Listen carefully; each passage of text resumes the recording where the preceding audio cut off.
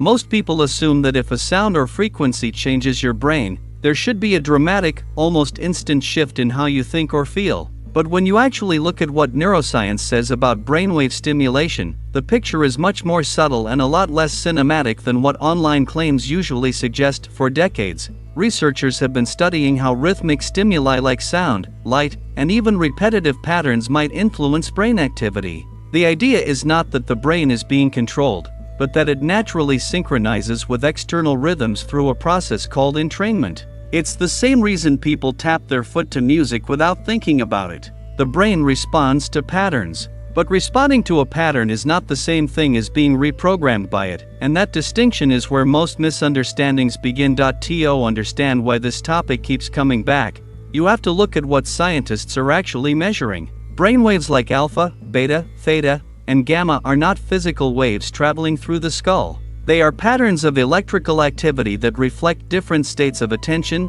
relaxation, memory processing, and alertness. When researchers talk about influencing brainwaves, they are usually talking about nudging the brain towards certain states of activity, not forcing it into them. Some studies on auditory and rhythmic stimulation suggest there may be small, short-term effects on relaxation or attention. But the results are inconsistent, and they depend heavily on context, the individual's baseline state, their expectations, and even the environment they're in while listening. This is important, because it shifts the conversation away from this works or doesn't work and towards something more realistic, how the brain responds under certain conditions. A lot of interest has also centered around gamma activity, often associated with higher order processing like attention and memory binding. At the same time, another molecule often mentioned in cognitive science discussions is BDNF, a protein involved in neural plasticity and learning. In lab settings, BDNF is clearly important for brain health. But the leap from BDNF supports brain function to specific sounds reliably increase BDNF in humans is not something the science currently supports in a simple or direct way. Still,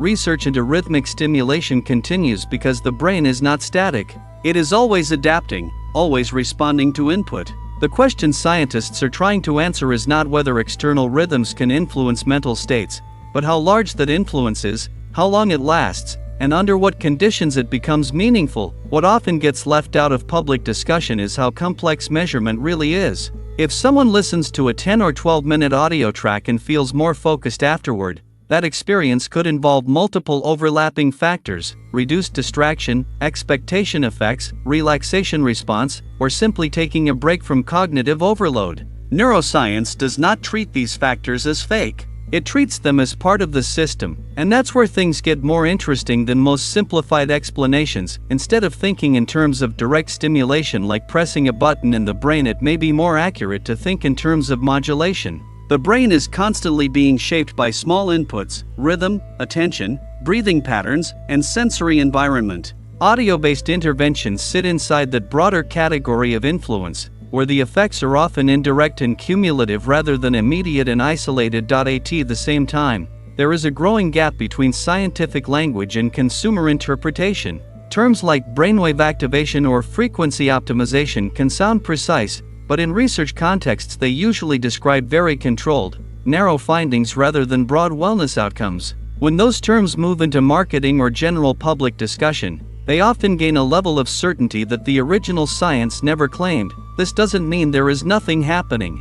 It means the brain is responding in ways that are real, but not necessarily dramatic or universally consistent. One person may feel noticeably calmer or more focused after listening to structured audio patterns, while another may feel no difference at all. Both responses can exist within the same scientific framework without contradiction. If you zoom out, the deeper pattern becomes clearer. The brain is highly sensitive to structure, rhythm, and attention direction. Anything that reliably organizes attention, even temporarily, can shift subjective experience. But those shifts should not be confused with long-term structural changes unless they are consistently reinforced over time through broader habits like sleep, learning, stress management, and cognitive engagement. The real issue isn't whether brainwave stimulation works in a general sense. It's how easily short-term shifts in attention and perception get interpreted as direct neurological upgrades, when in reality they are often temporary changes in mental state shaped by context and expectation. When you frame it that way, the conversation becomes less about whether a specific method is powerful and more about how the brain integrates small, repeated influences into overall cognitive experience. That perspective doesn't eliminate the interest in tools like rhythmic audio or structured sound environments. It just places them in a more grounded category, supportive inputs rather than standalone solutions seen through that lens. The most accurate conclusion from current neuroscience is not that brainwave stimulation is either effective or ineffective,